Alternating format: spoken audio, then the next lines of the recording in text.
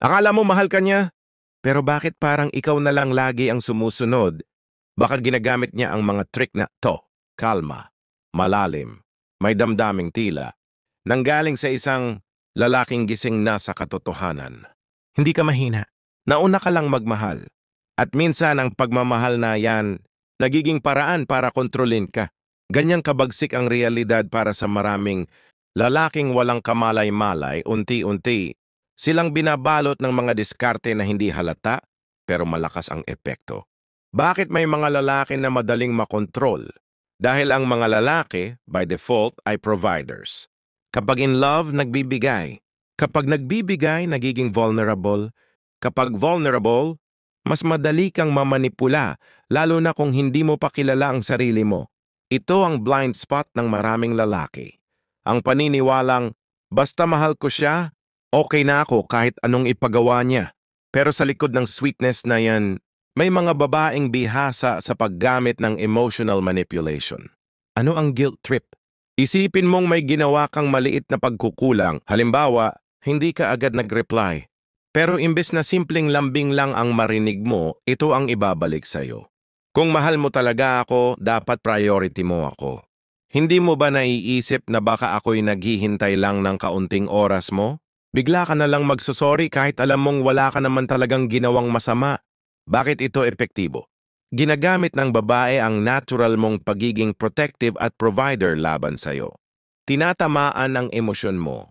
Konsensya, hiya, at takot na mawala siya. Hindi ka pinagalitan pero pinahiya ka sa sarili mo? Mga halimbawa ng emotional guilt trip. Silent treatment, kasunod ng maliliit na bagay. Hindi siya nagpaalam pero ikaw ang sinisi kapag nagalit ka.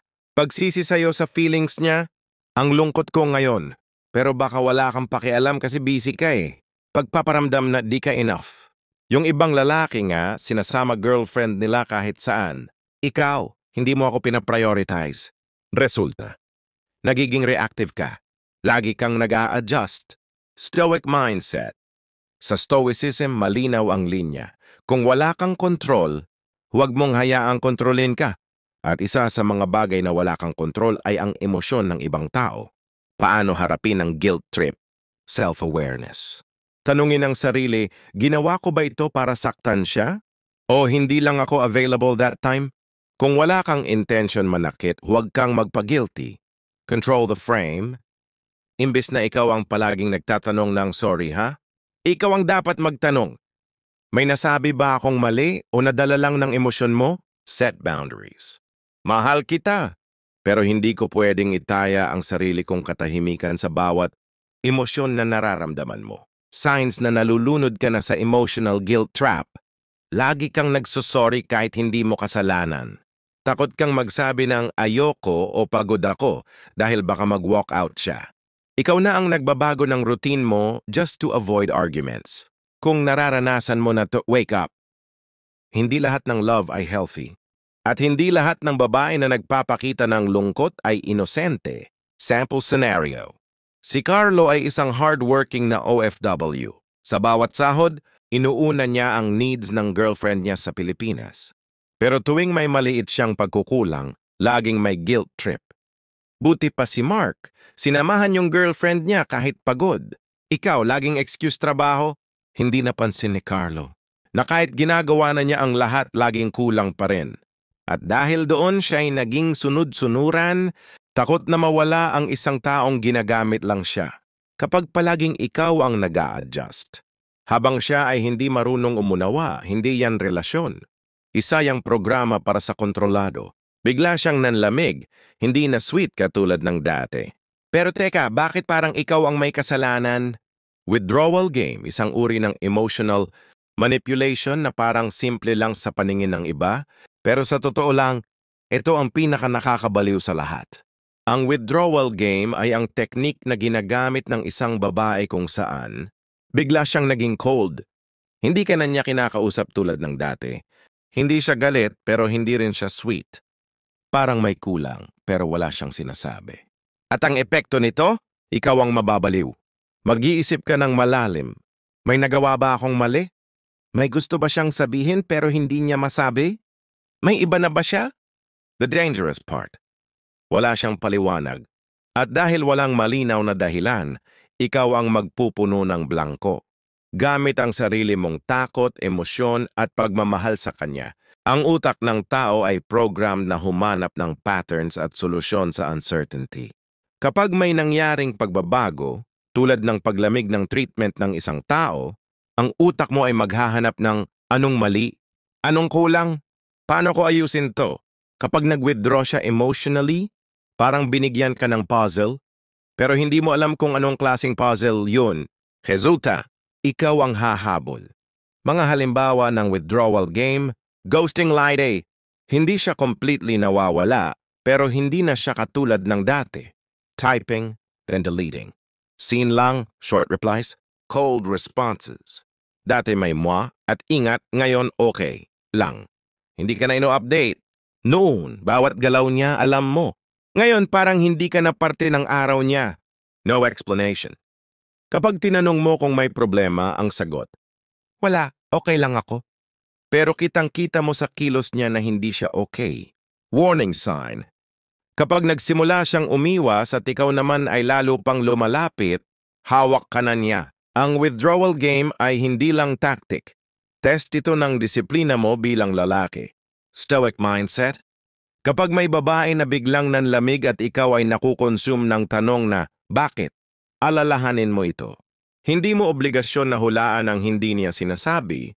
Hindi mo tungkulin na ayusin ang mood ng isang taong ayaw magsabi ng problema. Ang stoic na lalaki ay hindi basta-basta nagpapadala sa emosyon. Hindi siya nabubuhay sa assumption. Hindi siya nauubos sa kakahabol. Do not chase.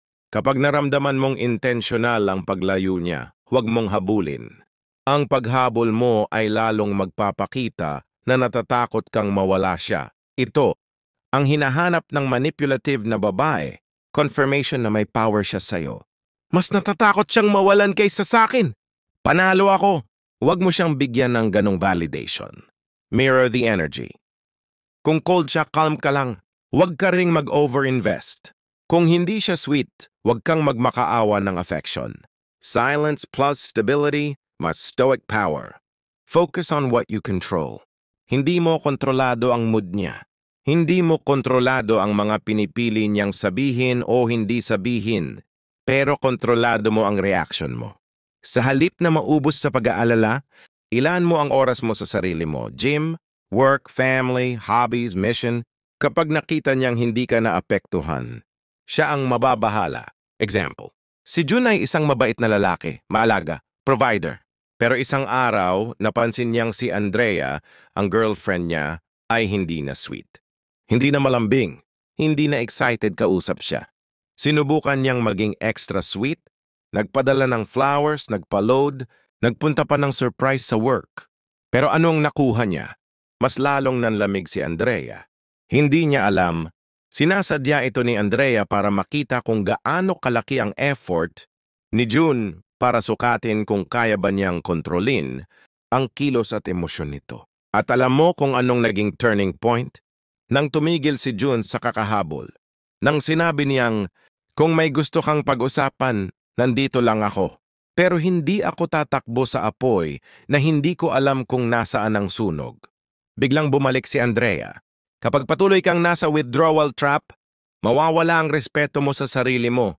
Dahil ang taong habol ka ng habol, hindi na mahal kundi kinokontrol.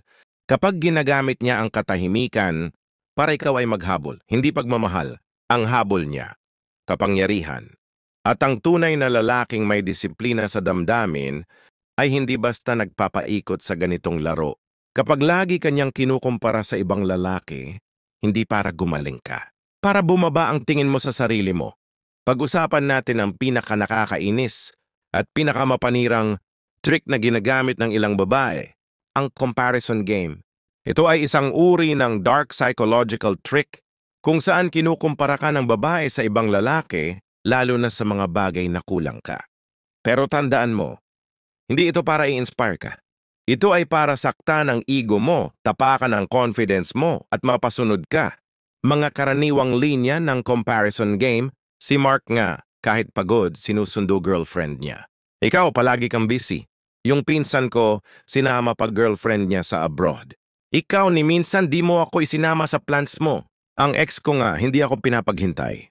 Ikaw, lagi akong last priority. At bawat salitang yan, parang kutsilyong inuukit sa isipan mo. Emotional control. Kapag kinumpara ka niya sa iba, ang epekto sa iyo ay insecurity. Kapag insecure ka, magiging people pleaser ka para bumawi. Kapag people pleaser ka, mas madali kang kontrolin. Power display. Para ipakitang mas mataas ang standards niya kaysa sayo, para maisip mong baka di ako sapat, at ikaw na ang gumawa ng paraan kahit hindi mo naman kasalanan. Testing boundaries. Para makita kung hanggang saan kanya kayang saktan nang hindi ka umaalma. Kung kaya mong tanggapin ang mga banat niya, ikaw na ang under. Seneca once said, "A wise man is content with himself. He is not measured by the applause of others." Sa Stoicism, itinuturo na ang self-worth ay hindi dapat nakabas sa tingin ng ibang tao, lalo na kung ang tingin na yon ay sinasadyang ibaba ka. Kapag ikaw ay kinukumpara sa ibang lalaki, ito ang dapat mong isipin. Hindi ka sila. Hindi mo obligasyong tapatan ng standards na hindi naman realistic. Hindi mo trabaho ang patunayan. Ang halaga mo sa isang taong hindi marunong kumilala nito. Reject the frame. Huwag mong tanggapin ang premise ng comparison.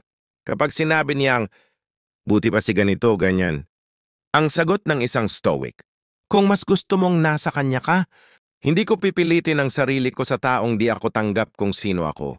Ang confidence mo ang ultimate weapon mo. Hindi galit, hindi panunumbat, disiplina. Assert your worth calmly. Sabihin mo ng diretso pero mahinahon. Pinaparamdam mo ba sa akin na hindi ako sapat para sa'yo? Kasi kung ganon, mas mabuti pang maghiwalay na tayo kaysa laging may ikinukumpara ka. Kung hindi siya tumigil, that's your cue. Evaluate the relationship.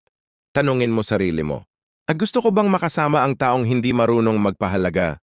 Karapat-dapat ba akong lagi na lang ikumpara sa mga lalaking hindi ko naman kailangan tapatan? Kapag ang isang babae ay mas marunong, magbanggit ng pagkukulang mo kaysa sa kabutihan mo, delikado ka na. Example, si Brian ay isang simpleng lalaking nagtatrabaho bilang electrician. May girlfriend siyang si Ira, isang medrep. Laging kinukumpara si Brian sa ex nito na corporate manager. Buti pa si Adrian, sinasama ako sa business meetings niya. Yung ex ko, kahit busy, sinasabay akong kumain sa office. Pero si Brian laging nasa site, pawis, uwing pagod. Sa tuwing naririnig niya yon, lalong bumababa ang tingin niya sa sarili niya. At lalong sumusunod siya sa gusto ni Ira, kahit labag na sa oras at pagod niya. Hanggang sa isang araw nagising siya sa sinabi ng isang kaibigan, kaya kanya kinukumpara para laruin ka, hindi para iangat ka. At doon natapos ang relasyon nila. Ngayon si Brian ay may bagong partner, isang babaeng marunong tumanaw ng effort at hindi nagsusukat ng pagmamahal sa wallet. Kapag palagi kang kinukumpara, nasisira ang self-esteem mo. Nagkakaroon ka ng identity crisis. Sino ba talaga ako kung lagi akong kulang? Nawawala ang natural mong confidence at nagiging robot ka na lang ng expectations ng iba. At kapag inabot mo na to, hindi na love yan. Control na. Stoic action plan. Maging malinaw sa identity mo. Alam mo kung sino ka, kung ano ang kaya mong ibigay, at hindi mo kailangan tapatan ng ibang lalaki. Huwag magpatali sa validation. Hindi mo kailangang ma-please ang babaeng pinapa-feel sa'yo na laging may kulang ka. Choose peace over competition. Sa Stoicism, peace of mind ang tunay na yaman. Huwag mong isugal yan para lang patunayan ang worth mo sa taong hindi ka kayang mahalin ng buo. Ang tunay na lalaking Stoic hindi nagpapaikot sa kompetisyon. Dahil alam niyang ang kanyang halaga, hindi kailanman masusukat sa paghahambing, lalo na kung mula sa taong gustong siyang kontrolin. Kapag paulit-ulit kang sinasaktan, pinapaikot at kinokontrol, tanungin mo sarili mo, kailan mo pipiliin ang respeto kaysa sa relasyon? Paano ka babangon? Hindi ito para magalit. Hindi ito para maghigante. Ito ay para ibalik ang sarili mong dangal at kapangyarihan. Aminin mong nakontrol ka. Hindi ka talo kung inaamin mong na-manipulate ka. Sa totoo lang, ang unang hakbang ng tunay na Stoic ay ang pagkilala ng sariling kahinaan. He who knows his weakness is already stronger than the man who pretends to have none. Kapag inamin mo sa sarili mo na nagamit ka, na pinapaikot ka, na ginawa mong mundo ang isang babaeng hindi marunong gumalang, nagsisimula ka nang gumaling. Bakit mahirap kumalas? Dahil nag-invest ka? Dahil umasa ka? Dahil minahal mo siya sa abot ng kaya mo. Pero ang Stoicism ay nagtuturo ng disiplina. Let go of attachments that destroy your peace. Building Stoic boundaries. Ang Stoic boundaries ay hindi lang no contact o layuan mo ako. Ito ay ang malalim na paninindigan na hindi ka na muli papayag mapailalim sa relasyon na punong-puno ng emotional abuse. Stoic boundary principles. Kung hindi kayang respetuhin ang effort mo, hindi mo kailangang ipilit. Kung ginagamit ang katahimikan, paghahambing o guilt para mapaikot ka, it's not love, it's control. Kung hindi ka marunong lumayo, ikaw ang lalong mawawala. Stoic Liberation Plan. Step by step. Emotional detox. Iwasan muna ang contact. Huwag mo siyang i-stalk sa social media. Huwag mo i-message para lang kumustahin kung okay na ba siya. Detachment is not cruelty. It's self-respect. Reconnect with your core identity. Tanungin mo sarili mo, sino ako bago ko siya nakilala? Ano ang mga bagay na nagpapasaya sa akin bilang lalaki? Ano ang mission ko sa buhay? Kapag alam mong hindi mo sinasaktan ng babae, pero sinasaktan ka niya, may karapatan kang lumayo. Channel your pain into progress.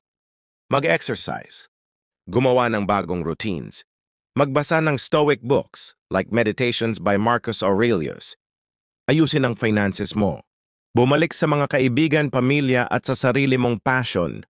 Ang lalaking hindi naaapektuhan ng panandaliang emosyon ay lalaking tinatanggihan ng kontrol ng iba. Paano kung babalik siya? Kapag nakita niyang hindi ka na affected, kapag naramdaman niyang hindi mo na siya habol, babalik siya. Pero ang tanong, karapat-dapat ba siyang tanggapin muli ng taong natutong igalang ang sarili? Hindi dahil nang hingi siya ng tawad, ay ligtas ka na sa posibilidad na ulitin niya ang pattern. Kung tatanggapin mo siyang muli, dapat may paninindigan ka na hindi ka nakagaya ng dati. Kung hindi naman, tuluyan mo na siyang iwan. Hindi bilang galit, kundi bilang isang lalaki na mas pinili ang katahimikan kaysa sa kaguluhang may tawag na relasyon. Real life story. Si Leo ay isang teacher na 6 na taon sa isang toxic relationship. Laging siya ang nag-a-adjust. Laging siya ang sinisisi. Laging siya ang ikinukumpara sa ex. Pero isang araw natutunan niya ang Stoic mindset. Hindi siya sumigaw. Hindi siya nanghamak. Lumayo lang siya, walang drama. At doon niya natutunan, hindi mo kailangan manalo sa argumento para manalo sa buhay.